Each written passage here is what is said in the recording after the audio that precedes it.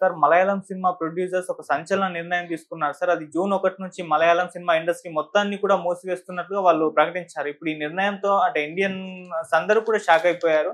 అంటే మామూలుగా మనం చెప్పుకుంటుంటాం మలయాళ సినిమాలు తక్కువ బడ్జెట్ లో క్వాలిటీ ఉన్న సినిమాలు తీస్తారని, వాళ్ళ సినిమాలు చూసి మిగతా ఇండస్ట్రీలు నేర్చుకోవాలని చెప్పేసి కూడా చాలా మంది మాట్లాడుతుంటారు. మరి అటువంటి ఈ సిచ్యువేషన్ లో మలయాళం సినిమా ఇండస్ట్రీ ఎందుకు షట్ డౌన్ అయిపోతుంది? అసలు ఏం జరిగింది? మరి దీని గురించి మీ ఒపీనియన్? సినిమా పరిశ్రమని మూసేయటం అనేది జరిగే పని కాదండి. కాకపోతే కొంతమంది నిర్మాతలు సినిమాలు తీయం అని చెప్తారు.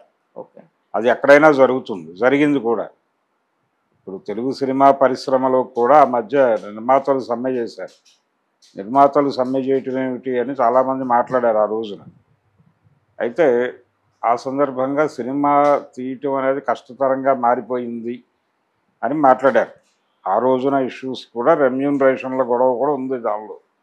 ఇప్పుడు వాళ్ళు చెప్తున్న దానిలో కూడా రెమ్యూనరేషన్ల గొడవ ఉంది. రెమ్యూనరేషన్లు విపరీతం అయిపోయినాయి, మా వల్ల కావడం లేదు మెయింటైన్ చేయటం అనేది. మెయింటెనెన్స్ పెరిగింది. రెండోది ప్రొడక్షన్ ఖర్చు కంటే కూడా పర్సనల్ మెయింటెనెన్స్ చాలా పెరిగింది. చాలామంది సీనియర్ నిర్మాతలు మాట్లాడుతున్న విషయం ఏంటంటే క్యారవాన్ కల్చర్ అనేది చాలా ఇబ్బంది పెడుతోంది. ఒక షూటింగ్ జరిగే దగ్గర ఒక బస్ స్టాండ్ వెలుస్తోంది అందరు కారవాన్స్తోనూ కలిపి. అందుచేత ఇది అర్జెంటుగా ఇది కట్ చేయాల్సిన అవసరం ఉంది. గతంలో లాగా ప్రొడక్షన్ ఉంటే హాయిగా సినిమాలు చేసుకుంటాం కదా అంటున్నారు.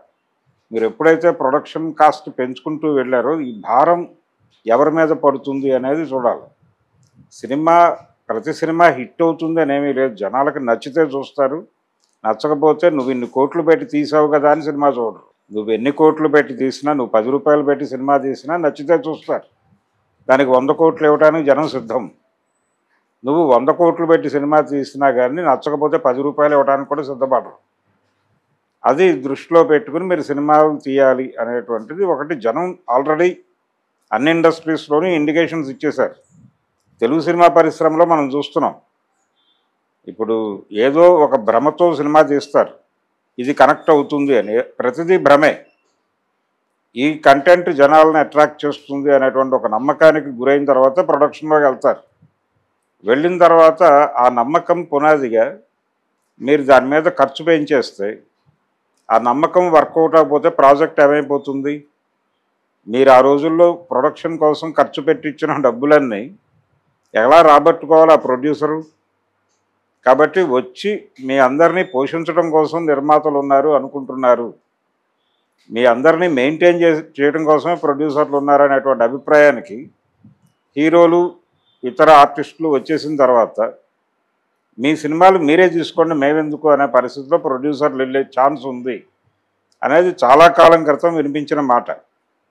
అందుకని ప్రొడక్షన్ కాస్ట్ తక్కువ ఉండాలి, మంచి సినిమా తీయాలి, కంటెంట్ బాగుంటే జనానికి కనెక్ట్ అయితే సినిమా చూస్తారు. ఈ అభిప్రాయాలు ఇప్పుడు కాదు, ఇండస్ట్రీ పుట్టినప్పటి నుంచి ఉన్నాయి.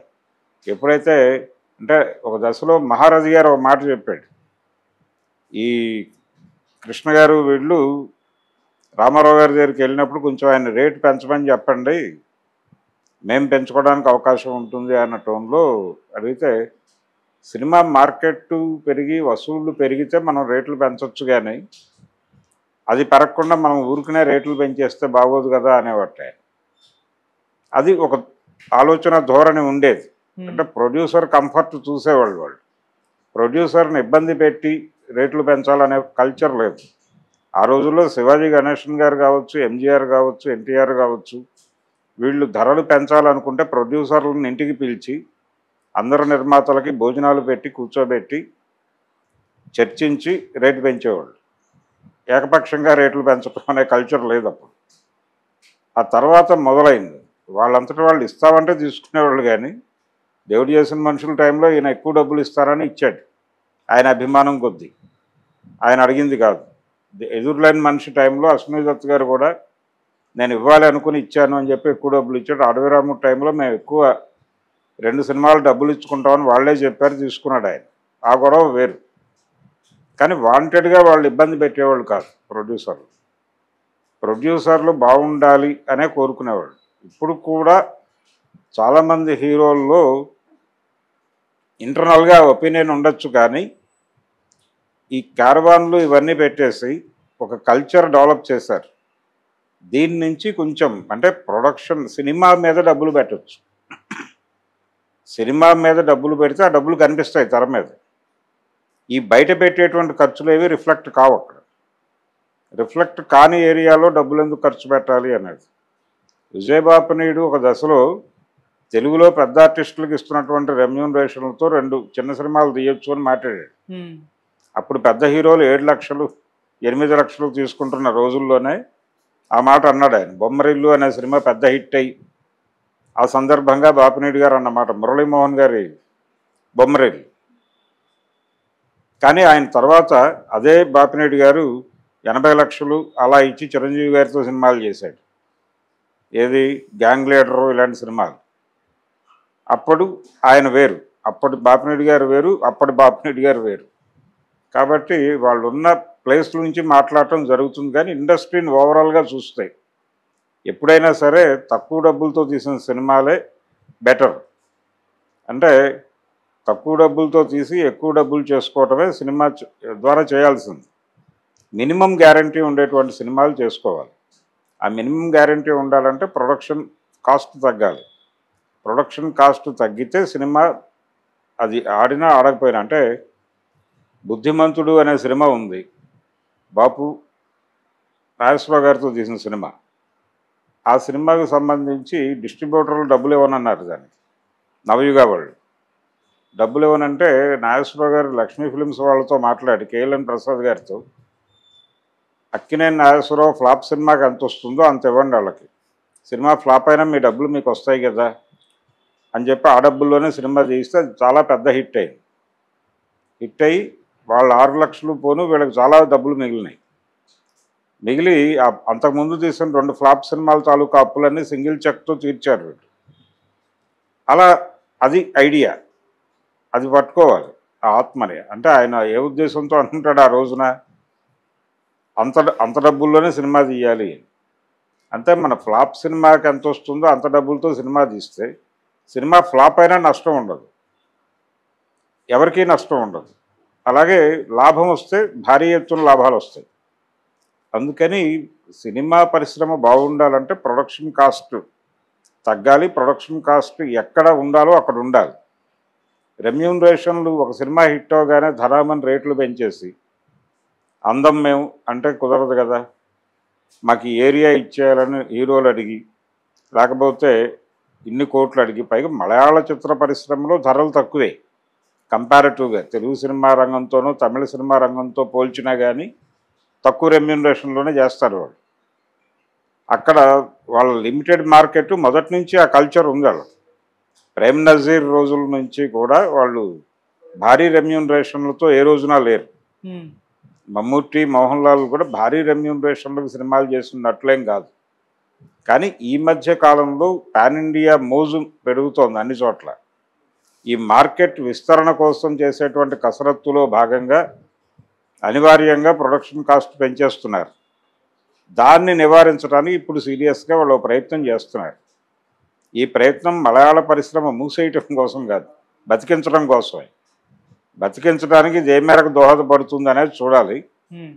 అలాగే వాళ్ళ డిమాండ్స్లో వాళ్ళ అభిప్రాయం అంటే ఎక్కడ ఉంది సర్టన్గా రెమ్యూనరేషన్లు అనేది మాత్రమే బయటకు వచ్చింది. రెమ్యూనరేషన్లతో పాటు ప్రొడక్షన్ కాస్ట్ కూడా, సినిమాకి సంబంధించిన ప్రొడక్షన్ కాస్ట్ వేరు, ఆర్టిస్టుల మెయింటెనెన్స్ ఖర్చులు వేరు. ఈ మెయింటెనెన్స్ ఖర్చులు తడిసి మోపడవుతున్నాయి. దీన్ని కట్ చేసుకోగలిగితే కొంత డబ్బులు అక్కడ పెట్టడానికి అవకాశం ఉంటుంది, సినిమా క్వాలిటీ పెరుగుతుంది. సినిమా క్వాలిటీ పెంచడానికి దోహదపడే డబ్బులు మాత్రమే పెట్టవాలను, మిగిలిన డబ్బులు తగ్గించుకోవాలను అనే సూత్రం ప్రకారం పెడితే ఏ ఇండస్ట్రీ అయినా బాగుపడుతుంది. తెలుగులో కూడా ఇప్పుడు అనేక మంది సినిమాలు తీస్తున్నారు, అనేక సినిమాలు తయారవుతున్నాయి. తయారైన సినిమాలన్నీ జనం దగ్గరికి చేరట్లా. ఇప్పుడు నిన్న రిలీజ్ అయినటువంటి సినిమాల్లోనే నిజరించు జహాపన అని ఒక పోస్టర్ కనిపించింది. ఎవరతను ఆర్టిస్టు పిబి శ్రీనివాస్ గారి మనవడు, ఏది పాత గాయకుడు పిబి శ్రీనివాస్ గారి మనవడు హీరోగా యాక్ట్ చేశాడు. అతను చూడాలనుంది ఈ సినిమాలో, చైల్డ్ ఆర్టిస్ట్గా జనాలకు బాగా రిజిస్టర్ అయిన కుర్రాడే. కానీ ఆ సినిమా జనంలోకి తీసుకెళ్ళడానికి అవకాశం లేదు.